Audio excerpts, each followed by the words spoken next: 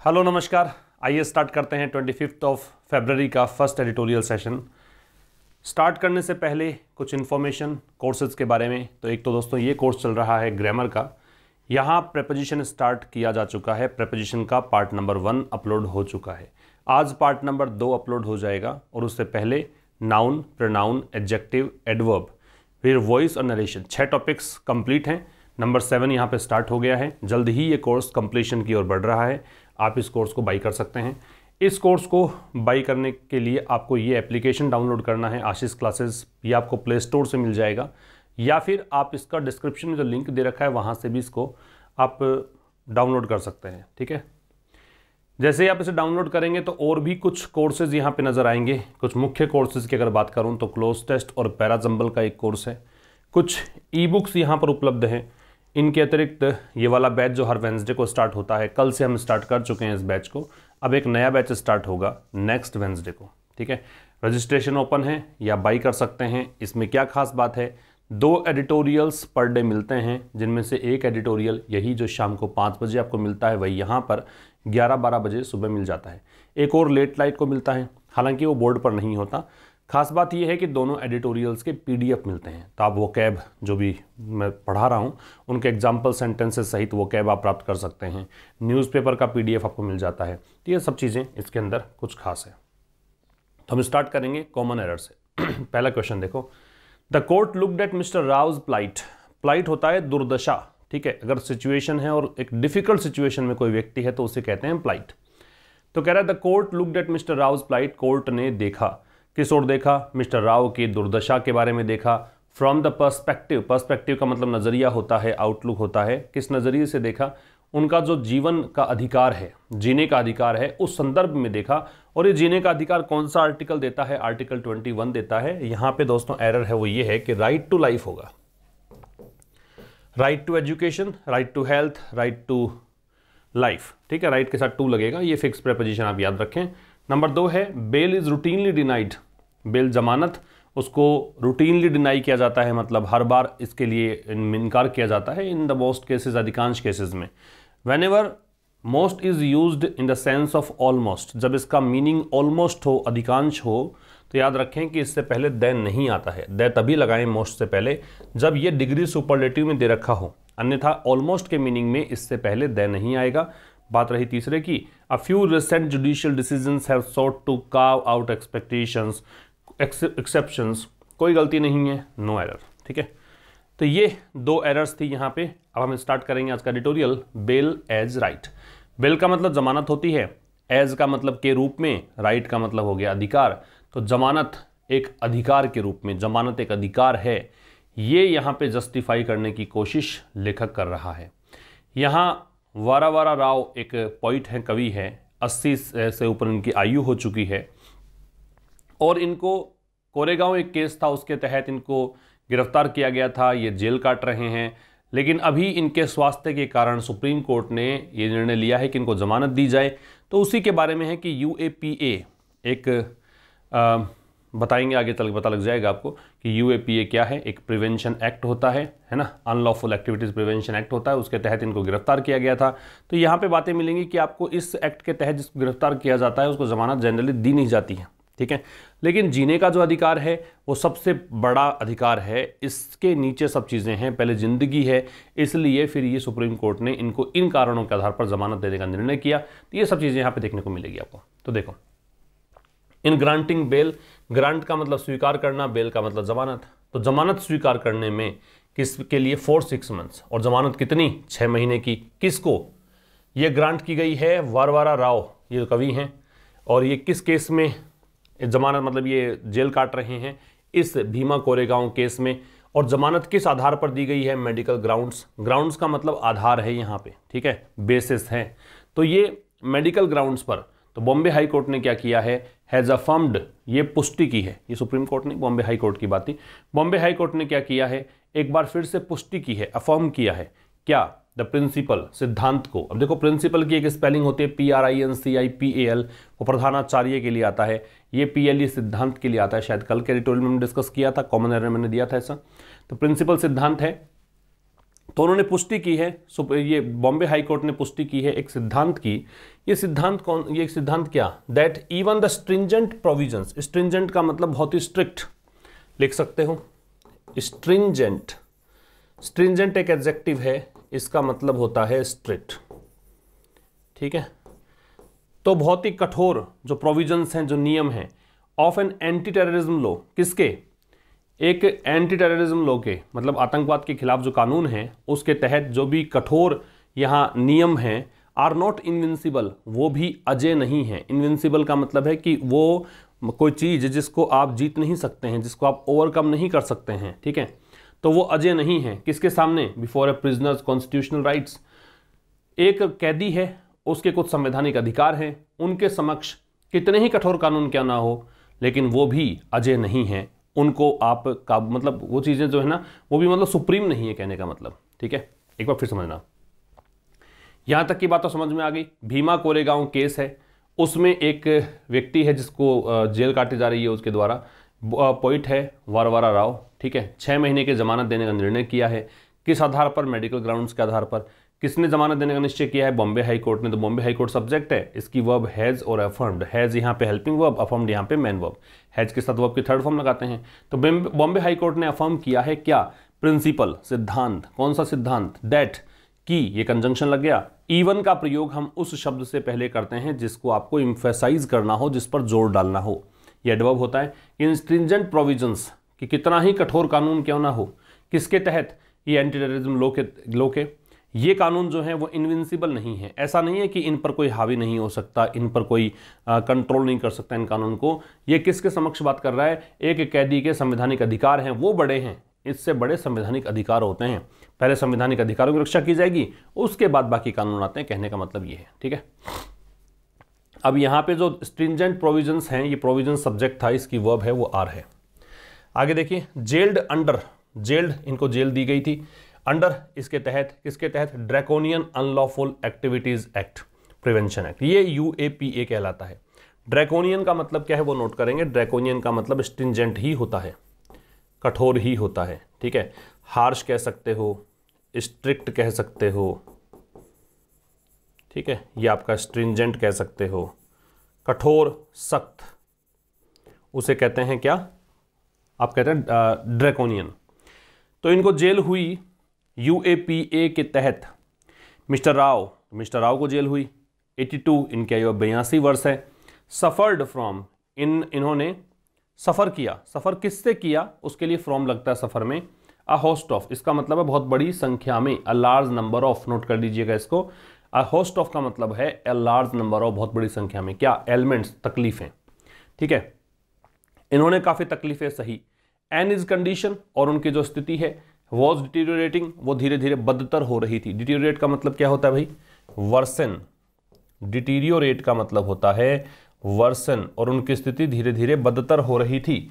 Until, कब तक, he was treated, जब तक कि उनको ट्रीट नहीं किया गया, ठीक है, जब तक कि इनको इलाज नहीं दिया गया, ये पैसिव है, वॉज ट्रीटेड।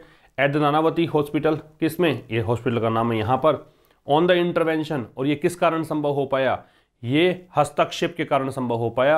हस्तक्षेप किया किसने, नेशनल ह्यूमन राइट्स कमीशन, राष्ट्रीय मानवाधिकार आयोग है, उसके हस्तक्षेप के कारण उनका इलाज यहाँ पे संभव हो पाया।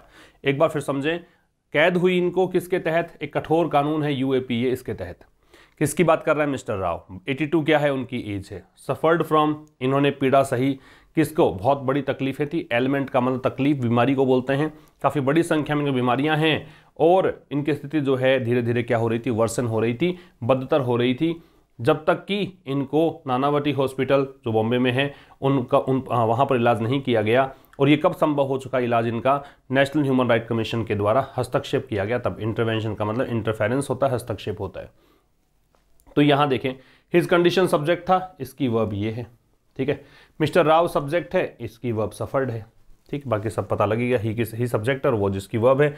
वॉज ट्रीटेड पैसिव वॉइस है, B+ थर्ड फॉर्म है, ठीक है। आगे देखो, द कोर्ट ओवररूल्ड, ओवररूल्ड का मतलब क्या होता है, खारिज कर देना, रिजेक्ट कर देना, कैंसिल कर देना, रिपील कर देना, रेसिंड कर देना, लिख लो चाहे आप इसका। ओवररूल इसका मतलब होता है कैंसिल, रिपील, रेसिंड, ये सब इसके मीनिंग होते हैं।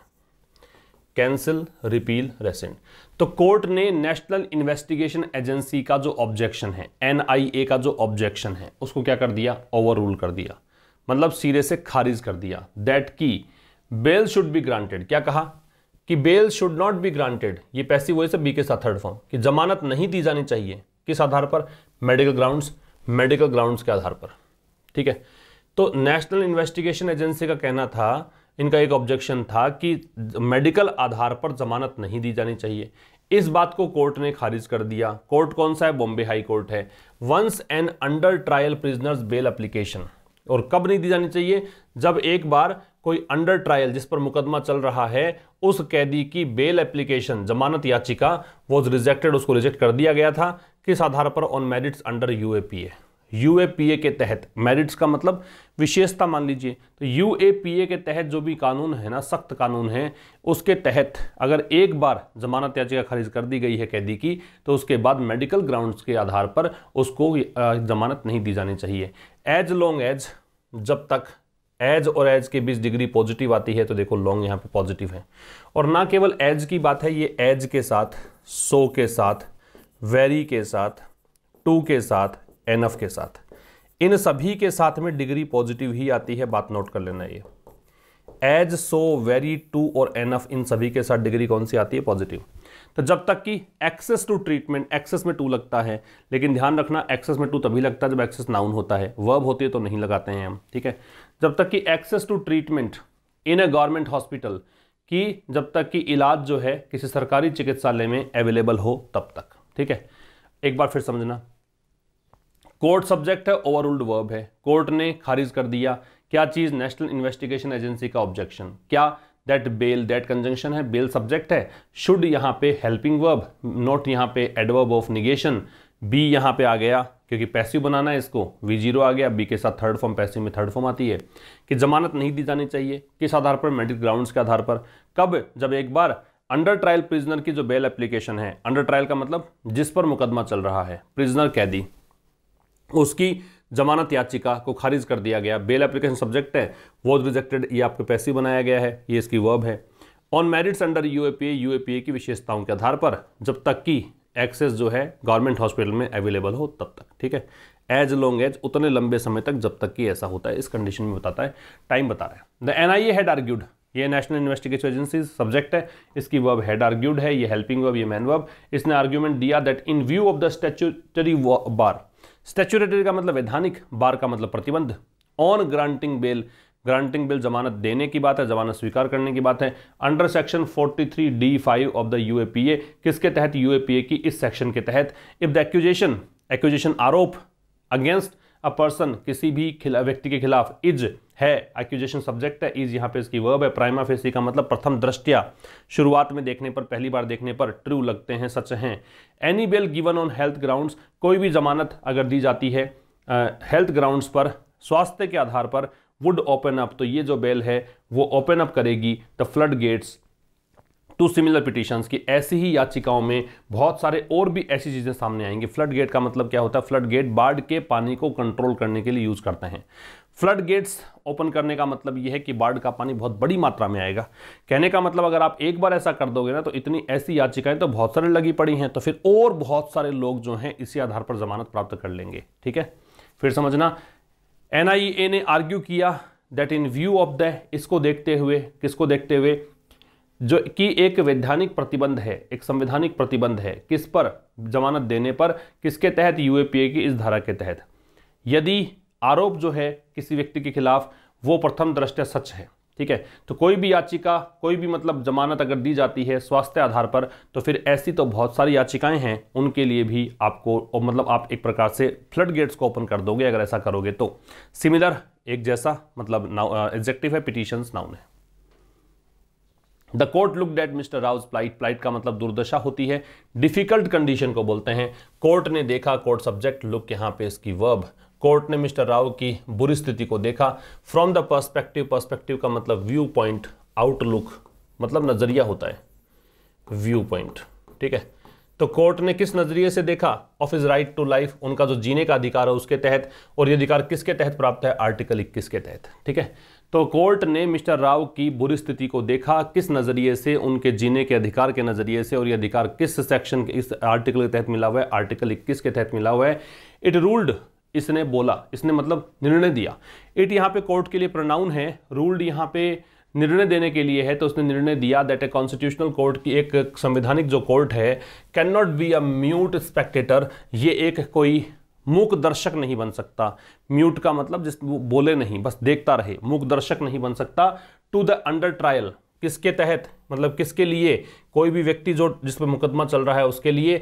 बीइंग सेंट टू प्रिजन, की कोई अंडर ट्रायल है, उसको जेल भेजा जा रहा है, ये पैसिव का स्ट्रक्चर है।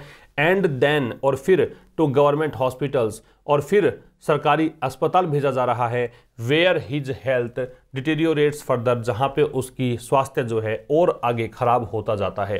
डिटेरियोरेट का मतलब वर्सन बताया था, फर्दर का मतलब आगे होता है, इसकी जगह अगर फार्दर आता तो इसका मतलब होता दूर, ये डिटर्मिनर है। ठीक है, to be ultimately shifted to the private super speciality hospital, और बाद में अंततः उसको शिफ्ट किया जाता है कहां पर? प्राइवेट सुपर स्पेशलिटी हॉस्पिटल्स के अंदर। अपॉन इंटरवेंशन, किस कारण से? इंटरवेंशन के चलते। देखो अपॉन है ना, एक घटनाक्रम के बाद तुरंत दूसरा घटनाक्रम घटता है, उसके लिए लगाते हैं अपॉन। यहां पे जो इसका प्रयोग है उसकी बात कर रहा हूं। तो ये देखो, पहले हस्तक्षेप किया जाता है, किसने हस्तक्षेप किया?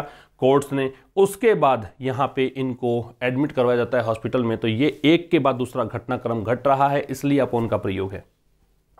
एक बार फिर समझना, ये स्टेटमेंट है, किसी ने कहा है, किसने कहा है? कोर्ट ने।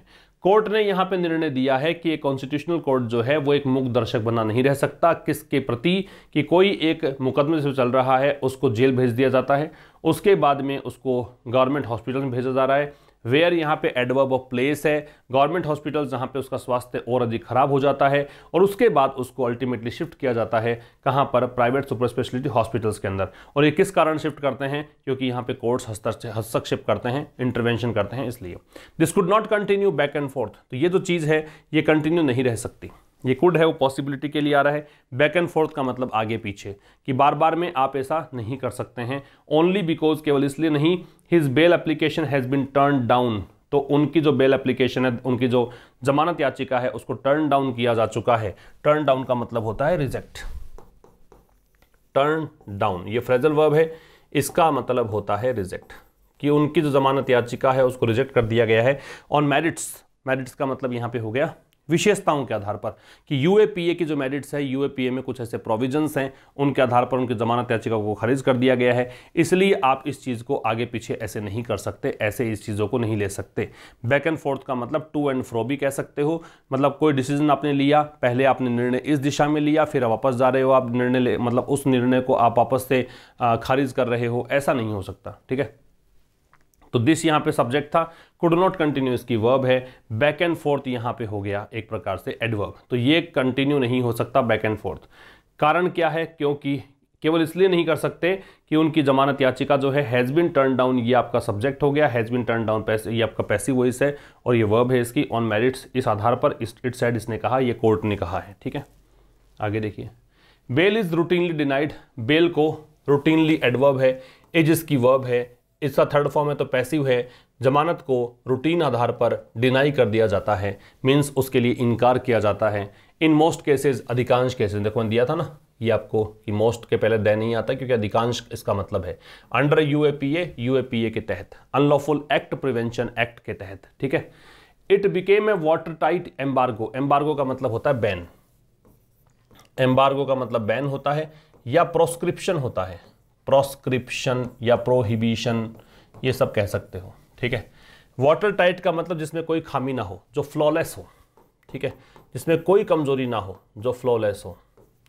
तो कह रहा है it became a water tight embargo, तो ये एक प्रतिबंध हो गया, और ऐसा प्रतिबंध हो गया जिसमें खामी है ही नहीं, मतलब वाटर टाइट है एकदम, आपने प्रतिबंध लगा दिया तो उसमें कुछ आप कर ही नहीं सकते, ऐसा हो गया। Since the supreme court in 2019 gave a ruling, कब से? जब से सुप्रीम कोर्ट ने 2019 में एक निर्णय दिया था। सुप्रीम कोर्ट सब्जेक्ट है, गेव इसकी वर्ब है, इन 2019 इसका एडवर्ब है, अ रूलिंग यहाँ पे इसका ऑब्जेक्ट है। ठीक है, दैट की that made it nearly impossible, जिसने, ये दैट किस लिए रिलेटिव प्रोनाउन है तो यहाँ पे रूलिंग के लिए आ रहा है, वो निर्णय जिसने कि इसे लगभग इम्पॉसिबल कर दिया, नियरली का मतलब ऑलमोस्ट, लगभग इम्पॉसिबल कर दिया, फॉर एनीवन किसी के लिए भी, अरेस्टेड अंडर यूएपीए, जो व्यक्ति अरेस्ट किया गया है यूएपीए के तहत, to be released on bail, और वो मतलब किस लिए, क्या यहाँ पे असंभव सा कर दिया कि उसको बेल पे रिलीज नहीं किया जा सकता, अनलेस, यदि नहीं, ठीक है, कंडीशन बताने के लिए आता है, नेगेटिव है, नोट नहीं आता। द अक्यूज्ड कुड डेमोन्स्ट्रेट, यदि कोई अपराधी है, आरोपी है, वो मतलब डेमोन्स्ट्रेट ना कर सके, दिखा नहीं सके, द चार्जेस अगेंस्ट हिम, कि जो आरोप उसके खिलाफ, उनके खिलाफ, द यहाँ पे अक्यूज्ड के लिए है, प्लूरल बन रहा है, द प्लस एडजेक्टिव बन रहा है भैया, द प्लस एडजेक्टिव हो तो आप उसको प्लूरल नाउन के रूप में ले सकते हो, ठीक है, कि उनके खिलाफ चार्जेस जो हैं वर प्राइमा फेसी अनट्रू, यदि वो ये नहीं दर्शा सके, डेमोन्स्ट्रेट नहीं कर सके कि जो आरोप उनके खिलाफ लगे हैं वो प्रथम दृष्टया गलत हैं, तो फिर तो जमानत नहीं हो सकती, ठीक है। तो कह रहा है कि जब से सुप्रीम कोर्ट ने एक 2019 के अंदर एक रूलिंग दी थी, जिस रूलिंग ने लगभग इसे असंभव कर दिया था किसी के लिए भी जिसको अरेस्ट किया गया है यूएपीए के तहत, कि उसको असंभव क्या कर दिया कि उसको रिलीज किया जाए बेल पर, ऐसा असंभव था। यदि मतलब कब, जब मतलब यहाँ पे कोई अक्यूज्ड है, आरोपी लोग हैं, उनके ऊपर जो आरोप लगाए गए हैं, अगर वो डेमोन्स्ट्रेट नहीं कर सके कि उनके खिलाफ लगाए गए आरोप प्रथम दृष्टया सच नहीं है, तो फिर उनको जमानत नहीं मिल सकी। हाउएवर, हालांकि ये एडवर्सेटिव कंजंक्शन है, ठीक है। बाकी देखो सब पता लग ही गया होगा भाई, दैट है रिलेटिव प्रोनाउन है, अरूलिंग के लिए है तो ये मेड इसकी वर्ब है, द अक्यूज यहाँ पे सब्जेक्ट है तो कुड डेमोन्स्ट्रेट इसकी वर्ब है, कुड यहाँ पॉसिबिलिटी के लिए आ रहा है, द चार्जेस यहाँ पे सब्जेक्ट है, इसकी वर्ब फिर वर है, ठीक है। ऐसे ऊपर बेल को देखकर इज हमने लगाई दिया, ठीक है, सुप्रीम कोर्ट को देखकर यहाँ पे गेव लगा दिया। फिर देखो हाउएवर, हालांकि, a few recent judicial decisions, हाल ही में कुछ ऐसे जुडिशियल डिसीजंस दिए गए, अ फ्यू, कुछ, फ्यू के बाद में नाउन है, प्लूरल लगती है, तो कुछ ऐसे जुडिशियल डिसीजंस दिए गए, have sought to carve out, carve out का मतलब लिख लो, इसका मतलब है क्रिएट करना या स्टैब्लिश करना, क्रिएट या स्टैब्लिश। तो कुछ ऐसे जुडिशियल निर्णय दिए गए जिनमें मतलब उन निर्णयों में क्या किया है, चाहा गया है, सॉट सीक की थर्ड फॉर्म है, हैव के साथ थर्ड फॉर्म आती है, क्या चाहा गया है, एक्सेप्शंस बनाना, कि कुछ तो अपवाद रखो, ठीक है। हालांकि कुछ ऐसे हाल ही में जुडिशियल निर्णय दिए गए हैं जिनमें यह चाहा गया है कि कुछ तो इसके अपवाद हों। हर बार ऐसा थोड़ी ना कि आप अगर ये सिद्ध नहीं कर सके कि आपके आरोप झूठला मतलब सही नहीं है तो फिर आपको जमानत मिलेगी ही नहीं, तो कुछ एक्सेप्शंस क्रिएट करने की यहाँ पे कोशिश की गई है। The supreme court let down, lay down जो होता है यहां पे इसका मतलब है ऑर्डर देना, ठीक है, डिक्टेट करना। तो सुप्रीम कोर्ट ने यहां पे आदेश दिया है रिसेंटली, हाल ही में, दैट प्रोलॉन्ग्ड इनकार्सरेशन, प्रोलॉन्ग्ड एक्सटेंडेड, काफी लंबे समय से, इनकार्सरेशन का मतलब है कैद, मतलब इम्प्रिजनमेंट, क्या कह सकते हो, इम्प्रिजनमेंट, कि जो एक्सटेंडेड इनकार्सरेशन है, काफी लंबे समय से जो कैद है, विदाउट एनी पॉसिबिलिटी, बिना कोई संभावना के, of an early completion of trial, संभावना किसकी, कोई जल्दी से किसी मुकदमे का कंप्लीशन हो जाता है, कुड बी अ ग्राउंड, ये आधार हो सकता है, कुड बी हो सकता है, अ ग्राउंड एक आधार, किसके लिए, ग्रांटिंग बिल, जमानत या जमानत देने के लिए। सुप्रीम कोर्ट ने आदेश दिया है, सुप्रीम कोर्ट ने एक यहाँ पे चीज़ बताई है, हाल ही में, रिसेंटली यहाँ पे एडवर्ब है, ले डाउन यहाँ पे फ्रेजल वर्ब है, सुप्रीम कोर्ट का सब्जेक्ट है, दैट यहाँ पे कंजंक्शन है, प्रोलॉन्ग्ड इनकार्सरेशन में इनकार्सरेशन यहाँ पे नाउन है, प्रोलॉन्ग्ड यहाँ पे इसका एडजेक्टिव है, कि हाल ही में जो प्रोलॉन्ग्ड इनकार्सरेशन है, विदाउट प्रेपोजिशन हो गया, एनी पॉसिबिलिटी में एनी यहाँ पे हो गया डिटरमिनर, पॉसिबिलिटी यहाँ पे नाउन हो गया, कि बिना कोई पॉसिबिलिटी के, अगर काफ़ी लंबे समय से कोई जेल में है, और पॉसिबिलिटी किसकी, कि ये मुकदमा है जल्दी से कंप्लीट नहीं होगा, इसकी कोई पॉसिबिलिटी नहीं है, तो ये जो है एक आधार हो सकता है किसका, बेल देने का, ठीक है। In Mister Rao case too, Mister Rao के केस में भी, टू का मतलब भी, ये उस शब्द के बाद में लगाएं जिसको एम्फेसाइज करना हो, जहां पर आपको स्ट्रेस डालना हो। तो मिस्टर राव के केस में भी, the high court has noted, high court ने ये नोट किया है, that charges are yet to be framed, कि आरोप तो अभी भी लगाए जाने बाकी हैं। चार्ज फ्रेम करने का मतलब आरोप लगाना, यट लगने का मतलब अभी तक ऐसा नहीं हुआ है, तो मतलब charges have not yet been framed, इसका मतलब ये है, तो चार्जेस तो अभी लगाए जाने बाकी हैं। And 200 witnesses have to be examined, और 200 जो गवाह हैं उनको अभी एग्जामिन किया जाना बाकी है, उन्हें अभी एग्जामिन किया जाना है पैसिव वॉइस है, वंस द ट्रायल बिगिंस, अगर एक बार मुकदमा शुरू हो जाए तब, ठीक है। तो ट्रायल सब्जेक्ट है, इसकी वर्ब बिगिंस है। 200 विटनेसेस सब्जेक्ट है, इसकी वर्ब ये है। चार्जेस सब्जेक्ट है, इसकी वर्ब ये है। हाई कोर्ट सब्जेक्ट है, इसकी वर्ब हैज नोटेड है। ठीक है, तो यहां मिस्टर राव के केस में भी हाई कोर्ट ने नोट किया है कि चार्जेस अभी लगाए जाने बाकी हैं और 200 विटनेसेस जो हैं उनको एग्जामिन किया जाना है एक बार जब ट्रायल शुरू हो जाता है। ठीक है, ट्रायल सिंगुलर है तो वर्ब सिंगुलर बिगिंस है। द टेम्पररी रिलीज, जो अस्थायी यहाँ पे रिलीज है, रिलीज का मतलब छोड़ देना, of the octogenarian poet. Octogenarian किसको, इसकी आयु 81 वर्ष से लेकर और 89 वर्ष तक की आयु है, उसको बोलते हैं हम ऑक्टोजेनेरियन। 82 साल के बताए, 32 ईयर्स के। तो टेम्पररी रिलीज जो है, अस्थायी रूप से छोड़ना जो है इस पोइट को, ought to turn, ought to मतलब चाहिए, ये मॉरल एक एजुकेशन के लिए आता है, नैतिक शिक्षा बताने के लिए आता है। इसको करना चाहिए क्या, टर्न पब्लिक अटेंशन, तो लोगों का जो ध्यान है उसको यहाँ पे टर्न करना चाहिए, बदलना चाहिए, ऑन द अदर्स, दूसरों पर। दूसरे कौन, इनकार्सरेटेड, जिनको कैद किया गया है। इनकार्सरेट का मतलब जिनको इम्प्रिजन किया गया हुआ है, जिनको गिरफ्तार किया गया हुआ है फॉर अ लॉन्ग टाइम, काफ़ी लंबे समय से। In the Bhima Koregaon case, इस केस में, इन विच, जिसके अंदर लॉयर्स एंड एक्टिविस्ट, जहाँ पे जो वकील हैं, एक्टिविस्ट का मतलब होता है जो भी लोग एक सामाजिक कार्य के लिए लड़ते हैं उसके लिए बोलते हैं, सामाजिक कोज के लिए लड़ते हैं उसको एक्टिविस्ट बोलते हैं, हैव बीन एक्यूज्ड ऑफ। तो इन जिसमें लॉयर्स और एक्टिविस्ट जो हैं हैव बीन एक्यूज्ड, वो आरोपी हैं, उनको आरोपी करार दिया गया है। किस चीज़ का आरोपी है, तो एक्यूज्ड में ऑफ लगेगा। प्लॉटिंग प्रिपरेशन तो ING लग गया। प्लॉट का मतलब षड्यंत्र रचना होता है, प्लॉट का मतलब होता है कंस्पायर करना, तो वो षड्यंत्र रचने के आरोपी हैं। ठीक है, किसके साथ, माओवादियों के साथ। किसके लिए, टू ओवरथ्रो। ओवरथ्रो का मतलब टोपल, लुढ़काना, गिराना, क्या, द गवर्नमेंट, सरकार को गिराने के लिए इन्होंने षड्यंत्र रचा था। एक बार फिर समझो, मिस्टर राव के केस में भी हाई कोर्ट ने नोट किया है कि चार्जेस अभी फ्रेम किए जाने बाकी हैं, चार्जेस अभी लगे नहीं हैं, 200 विटनेसेस ऐसे हैं, इनके भी जांच करनी है एक बार ट्रायल जब बिगिन हो जाए। फिर कह रहा है जो टेम्पररी रिलीज है, अस्थायी, यहाँ पे ये एडजेक्टिव हो गया, ये नाउन है, दैट डिटर्मिनर है, तो ये सब्जेक्ट है इस सेंटेंस का। तो जो टेम्पररी रिलीज है इस पोइट का, जिसकी आयु 82 वर्ष है, इस टेम्पररी रिलीज को करना चाहिए, क्या करना चाहिए, इसकी वर्ब है, क्या करना चाहिए, टर्न कर देना चाहिए पब्लिक अटेंशन, लोगों का ध्यान, किस पर, बाकी अन्यों पर, वो लोग जो कि इनकार्सरेटेड है। यहाँ पे अदर्स जो है, आगे अदर प्लस नाउन बराबर अदर्स कर रखा है इसको, तो आगे नाउन लगाया नहीं गया। अदर्स जो हैं जिनको जेल हुई है काफ़ी लंबे समय से, किस केस में, इस केस में।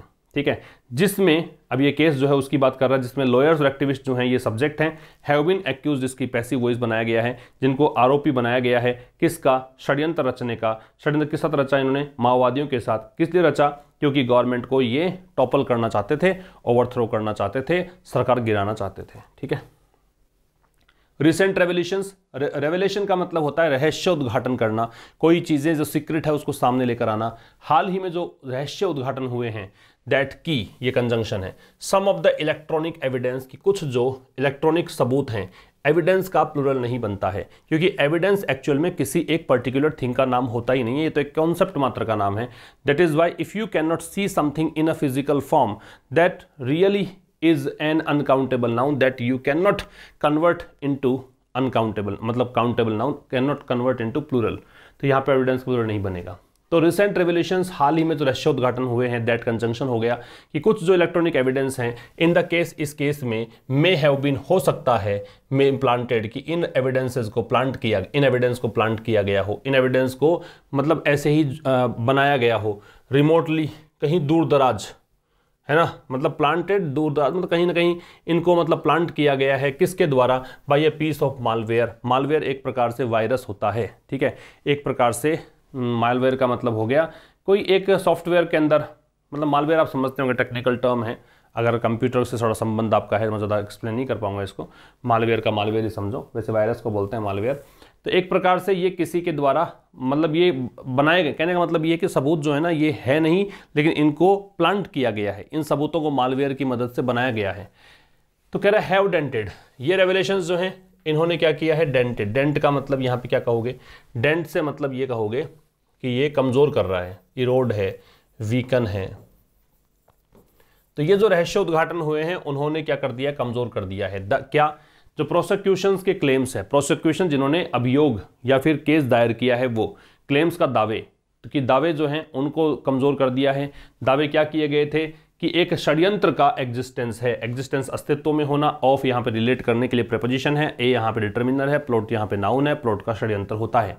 कि प्रोसिक्यूशन कह रहा है कि कोई षड्यंत्र रचा गया था, लेकिन जो यहाँ पे चीजें सामने आई है, रहस्य उद्घाटन हुए, उनसे समझ में आता है कि ये जो दावे हैं उनको कमजोर कर दिया गया है रेवलेशंस के द्वारा। ये जो रहस्य उद्घाटन है उन्होंने इन दावों को कमजोर कर दिया है। ठीक है, फिर समझ लेना, ये यहां सीधा जोड़ोगे कि हाल ही में जो रहस्य उद्घाटन हुए, चीज़ें सामने आई हैं, उन्होंने उन मतलब यहाँ पे जो चीज़ें सामने आई हैं, इन्होंने क्या कर दिया है, प्रोसिक्यूशन के जो क्लेम्स हैं, जो अभियोग पक्ष के दावे हैं, उनको कमज़ोर कर दिया है। किस बारे में दावे हैं कि प्लॉट का एग्जिस्टेंस है, कोई ना कोई षड्यंत्र है, उसके दावों को कमज़ोर कर दिया है। अब यहाँ पे बीच में दे रखा है रहस्य उद्घाटन कैसे हैं कि कुछ जो इलेक्ट्रॉनिक एविडेंस हैं इस केस में हो सकता है, इसमें पॉसिबिलिटी बता रहा है कि हो सकता है कि इनको प्लांट किया गया हो कहीं दूर दराज किसी मालवेयर की मदद से।